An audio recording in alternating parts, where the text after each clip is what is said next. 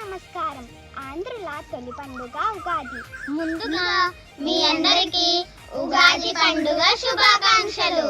ఉగాది అంటే యుగ ప్లస్ ఆది అనగా నూతన సంవత్సరం ప్రారంభం.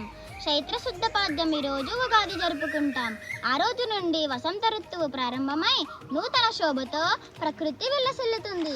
ఆ రోజు ఇల్లంతా మామిడి తోరణాలు కట్టి ఉగాది పచ్చడి చేసి దేవుడికి నైవేద్యంగా పెడతాము.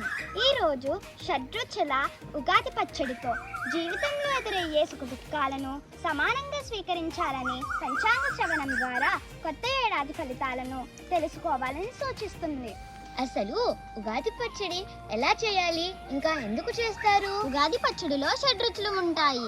షడ్రుచులు అంటే తీపి, పులుపు, వగరు, చేదు, ఉప్పు, కారం. మామిడిముక్కలు, వేపపూత, చింతపండు, ఉప్పు, కారం, బెల్లం కలిపి ఉగాది పచ్చడి చేస్తాము.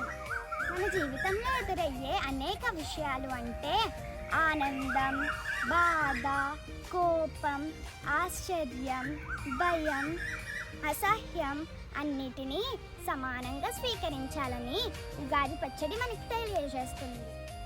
అంతేకాకుండా ఈరోజు పంచాంగ శ్రవణం చేస్తారు. పంచాంగ శ్రవణం అంటే ఏంటి? పండితుల గుడిలో పంచాంగ శ్రవణం చేస్తారు.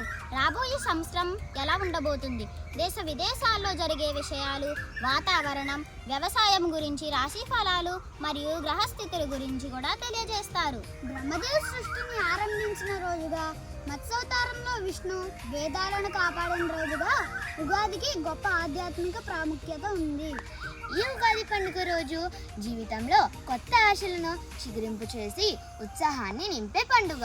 అందరికీ ఉగాది పండుగ శుభాకాంక్షలు.